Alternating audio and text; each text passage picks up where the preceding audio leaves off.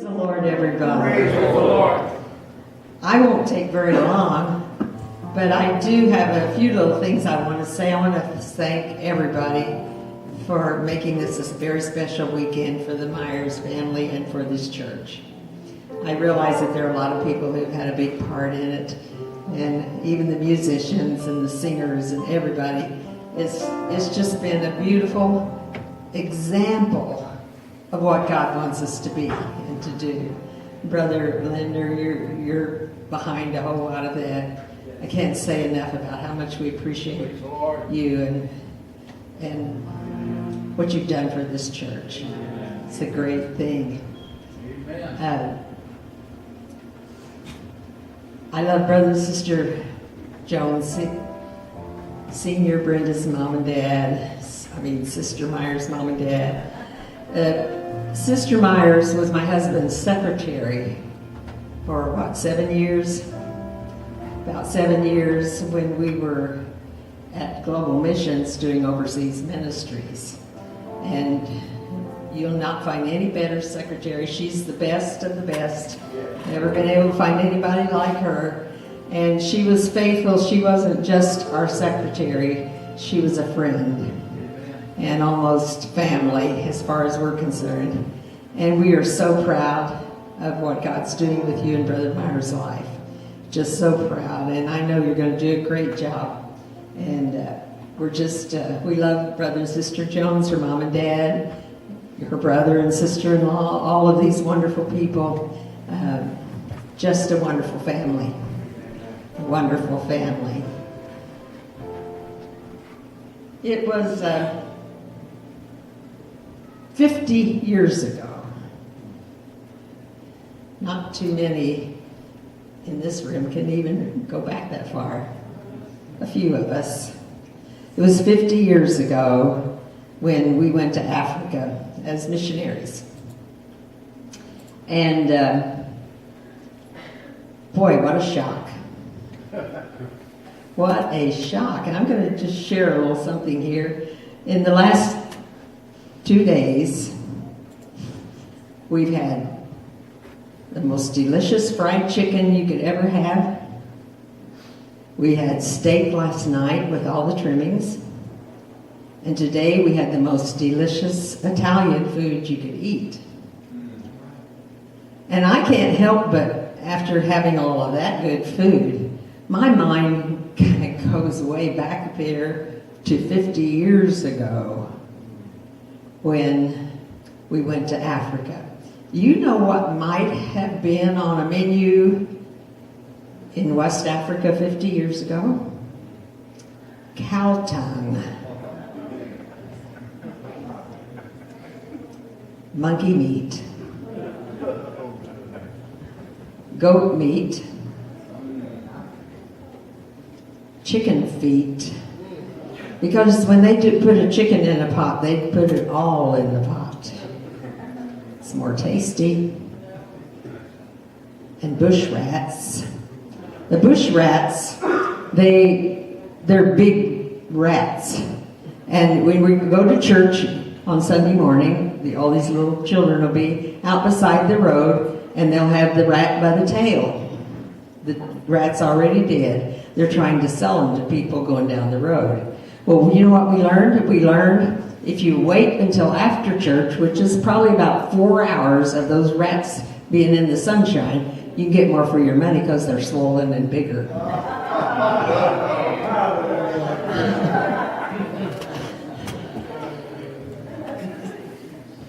Well, that's kind of how it was back then. They have plenty of bananas and pineapples and oranges and pawpaw and okra. They make okra stew. And they also make a peanut stew. We had peanuts. That was our protein. And coconut and mangoes. But very little meat, as I just told you.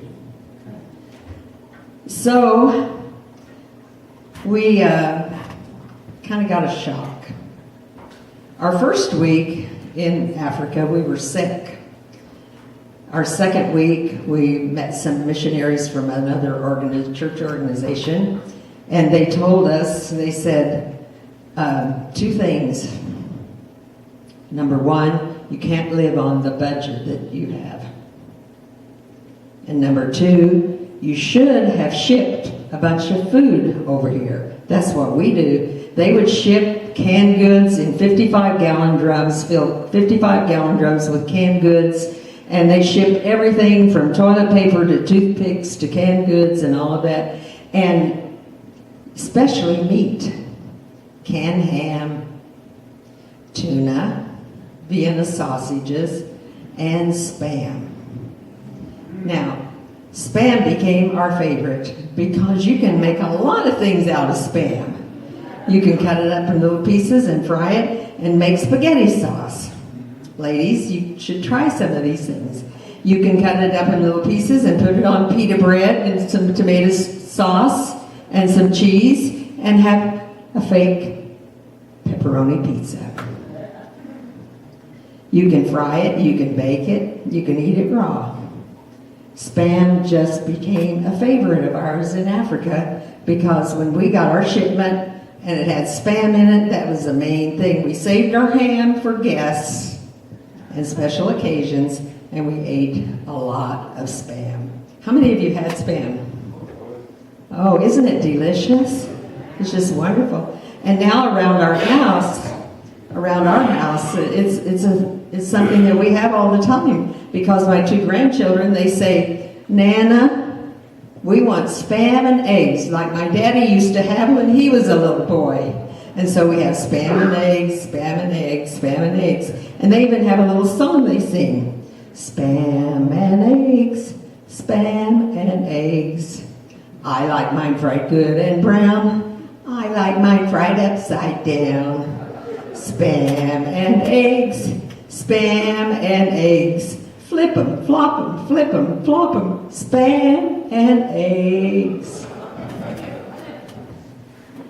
A little bit of missionary story here. They did have meat once in a while. They did have some beef. When somebody would drive a herd of cattle down to our area of the country. But we never felt like we could go stand in line in front of the Africans and get the meat. So we ate Spam. And God was good to us. Actually, what I want to really tell you is this. When we got there, we didn't know to bring Spam and toilet paper and toothpicks and canned vegetables. We didn't know that because Brother Linder, we didn't have a regional director back in those days. Regional directors really cushion a new missionary going to a mission field because they are already there and they help them get settled in. We didn't have that. We didn't have a PIM. There were no PIMs when we went to the mission field. No partners in missions. We had what missionaries call Uncle Dudley. That meant undesignated. And people would send in to the headquarters their missions offerings, and they divided it among all the missionaries, and you got whatever you got. That's the way it was when we went to the mission field. We didn't have School of Missions either, Brother Linder. Our orientation to go to the mission field was a 30-minute phone call from the director to my husband. And basically what he said is, we'll send you whatever comes in. And pretty well, you're on your own. So we went to Africa with 3 suitcases and an 18-month-old baby and a big dream and faith in God. And you know that's what it takes. That's just what it takes. And whenever we got there, we didn't know to bring all this stuff with us, but we did have a God. You know, Daniel, he said that when they asked him to interpret the dream, he didn't know how to interpret that dream. But you know what he said? I have a God. I have a God. If we've got a God and we've got a dream and we've got a desire, God can just bring it all together. And you know what? God knows where we are all the time. He really does. He's just watching after us every minute. Well, here's what happened, and this is what I really want to tell you. These missionaries that we met, when they found out what kind of condition we were in with our budget, and also that we hadn't brought anything with us to live in that country, they said, well, you know what? When our shipment, which had just come into the country, when our shipment came in, one of our drums filled with canned goods got wet on the ship. And if you would like to have that wet drum, it's okay with us. You can take that. Well, we opened up that drum. It was soaked. All the labels were off of the cans. The cans were rusted, but we took steel wool and we scrubbed the cans and we dried them off. And after that, we put them on the shelf, and we never knew what we were going to have for supper. We just opened the can, and whatever was in there, that's what we ate. But here's my point. God knows our needs before we ever ask. He always knows our needs. Even if we don't know we need it, He knows it. And you know what I think? I think God sent a little storm on that freighter that was bringing their barrels, and just caused a little wave to splash up over there and get on that one thing and get all those cans wet, because He knew we were going to need it. That's the way God does things. God just supplies our needs every time, everywhere. And I can't tell you how many stories I could stand here and tell you today about the times God has supplied our needs. And I just want to say to this church and to Brother and Sister Myers, I know there's a lot of things that you're going to need. And God knows it right now. And if He has to send a storm and splash some barrels of canned goods so that you can have your needs supplied, He will do that. He certainly will.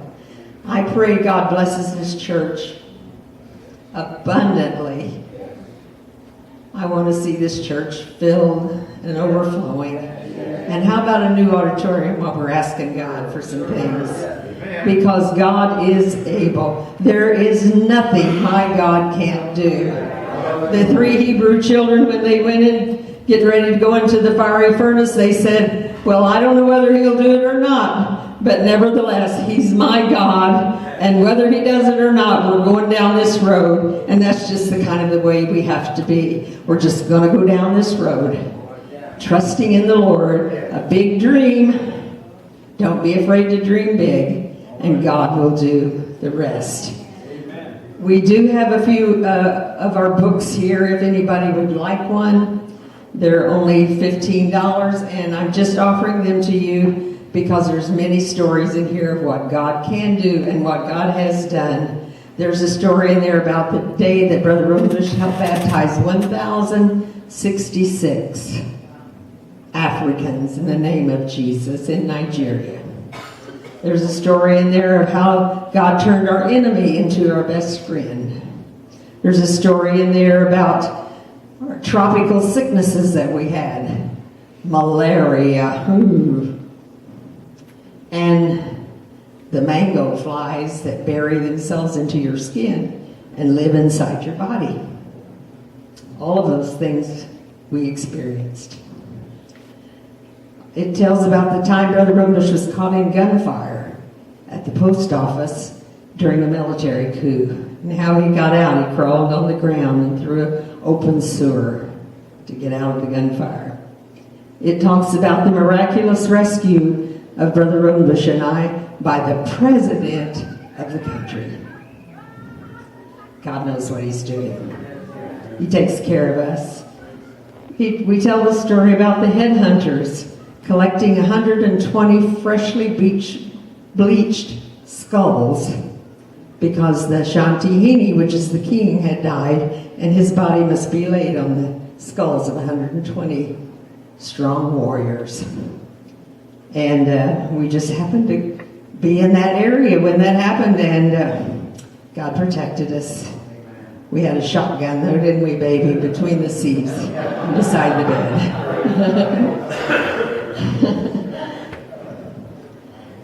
There's a story in the book about smuggling Bibles into Red China, and we got caught. That's pretty interesting. We tell about taking thousands of Bibles into Russia, and about the time that I helped distribute 10,000 Bibles in one day, Brother Linder, in Bulgaria, and we didn't have enough. And people were standing, Bible, please, Bible, please. And I didn't have any more Bibles to give. I tell you, that was one of the hardest days of my life, to think that we don't have Bibles for people that want them. That's in the book. Brother Rodenbush was protected from 2 suicide bombs in Iraq. He's been cursed by the witch doctors in Ghana. So all of these stories are in here, plus the story of Europe and the Middle East and how God gave us revival there. It's just been great to serve the Lord. And whatever God did for us, Brother and Sister Meyer, He can do that for you and more, and for this church. Thank you, and God bless you.